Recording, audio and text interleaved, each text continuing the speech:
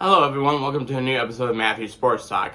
You just missed a hilarious start to the episode. I was recording and literally a car alarm was going off and I literally said, "Shut that honking, I'm trying to record an episode." And then it stopped as soon as I finished that and I was like, "Thank you." And then of course I got a random junk text that I had to, report, and then of course it stopped recording. So before we get into the episode today, I want to remind everyone, please go vote. It is super important. It is your right, and do not let anyone take your rights away from you. So that is that. I was going to do this episode last night, but I was kind of tired after working, almost 12 hours at Target Center yesterday. So this is my Wolves notepad that I use when I'm working at the Target Center. So class is in session, folks. Let's discuss what's wrong with the Timberwolves, okay? So yeah, the Wolves lost last night. Let me just open my notes. Wolves lost 120-107 to the New York Knicks. Towns had 25 points, 13 rebounds. Edwards had a quiet night, 16 points, 9 rebounds. Russell had 14 points. No Rudy Gobert again because once again he has COVID and is in the health and safety protocols. Hopefully he'll be back in like a week or so.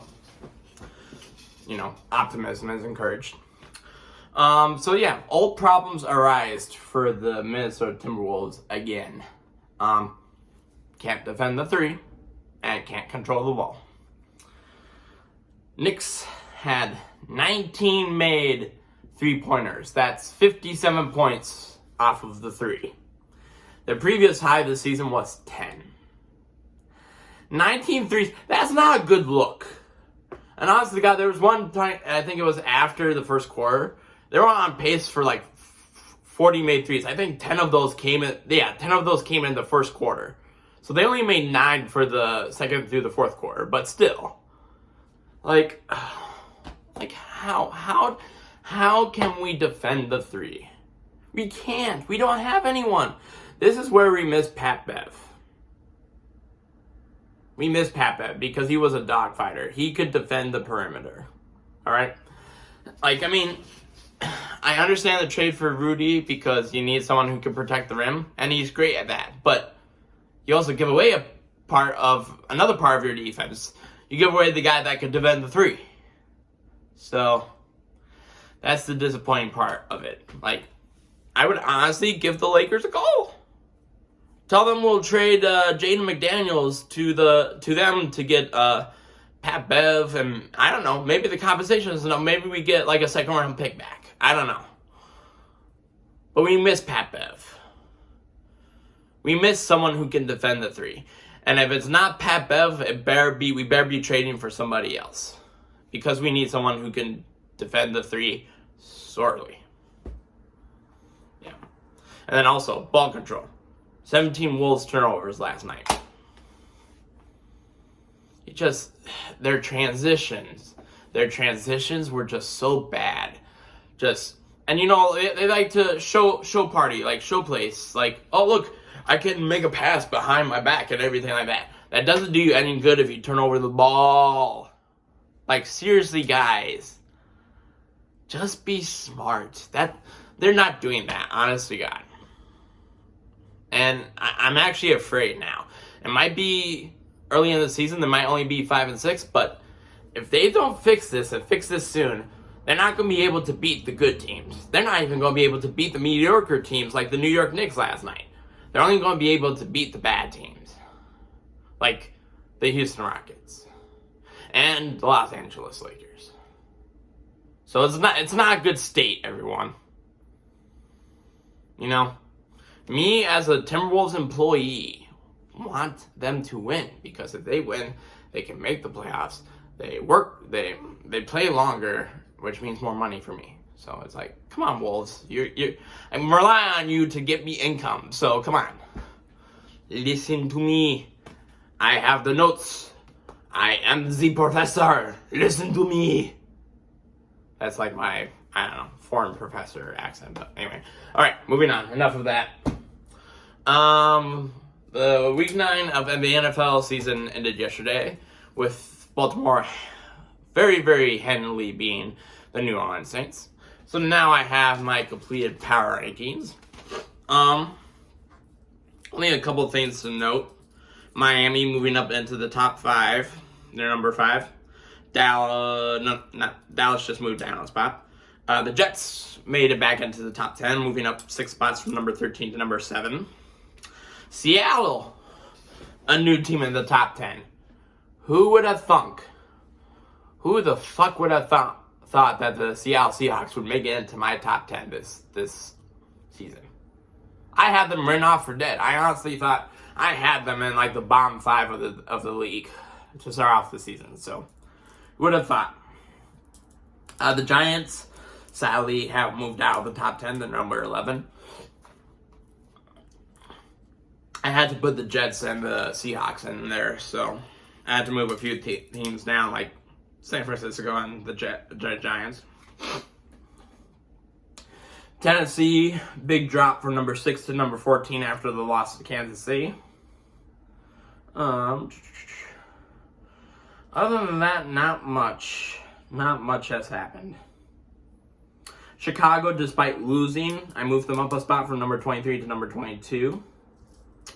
And the Green Bay Packers have sunk to a new low. They're now number 29. The only teams that are below them are the Raiders, the Panthers, and the Texans. They are actually, I have Detroit right above them. Detroit's number 28, Green Bay's number 29. And I had a hot take yesterday about the Packers benching Aaron Rodgers should they lose to the Cowboys this Sunday. I honestly don't think it's going to happen. You pay the man $50 million. You are going to be so sorry for that mistake. As soon as they signed that extension, giving him $50 million a year for the next 3 years, they essentially signed a death warrant to ever contending for a Super Bowl title for the remaining years on his contract. Because, I mean, and sadly enough, this is the state of the Packers. Now, honestly, God, they need to figure out what they have in Jordan Love.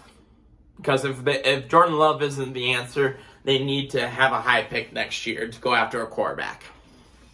Because I don't see them trading up for one. So, it's a conundrum. I know the sounds of benching a $50 million quarterback is just absolutely unheard of.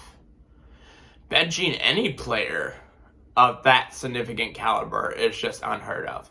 But the Packers have been in chaos. They have been in shambles. Maybe it's time to start thinking about the future without Aaron Rodgers, because it's looking pretty dim even with him. So, and this is me speaking as a Vikings, as a Vikings fan. Yes, I hate the Packers. Yes, I will vehemently, continue to have enjoyment when they lose. But I also like competition. And the Packers not being competitive makes the NFC North look weak. It really does. Because I'm sure people are looking at the fact that the Vikings are 7-1. And yes, they're 3-0 in the division, but look at the division. Green Bay's awful. Detroit's awful. Chicago's on the rise a little bit, but still below 500. So, yeah. I want our division to be competitive. I don't want us to turn into what is now like the NFC South. So, yeah. I'll do my game picks in a separate video, just, so I can go a little bit more in depth in it. But big news on the Buffalo Bills front. Possible UCL injury for Josh Allen. That is huge fucking news. Because it's not confirmed. This is the suspicion. It might be confirmed tomorrow. That's when the Bills will have a media conference. But the Bills without Josh Allen makes me feel a heck of a lot better about our chances of beating them, actually. Now, it's going to be kind of like almost a revenge tour because Stephon Diggs is there and the Bills' backup quarterback is Case Keenum. The two proponents of the Minneapolis Miracle. So, in some words, I'm kind of hoping Allen is injured because that would be a very, very, very interesting storyline going into that game. So, but UCL, that's a serious injury. He could be out multiple weeks with that. Which almost means that the Buffalo Bills could potentially not win that division. If Allen is out multiple weeks, I believe the Dolphins can win that division. So that's where I'm at right there. Okay, so yep, I would say probably Thursday morning I'll hop on here and make my picks for Week 10. Yeah. So, thank you guys for tuning in, and I will see you next time.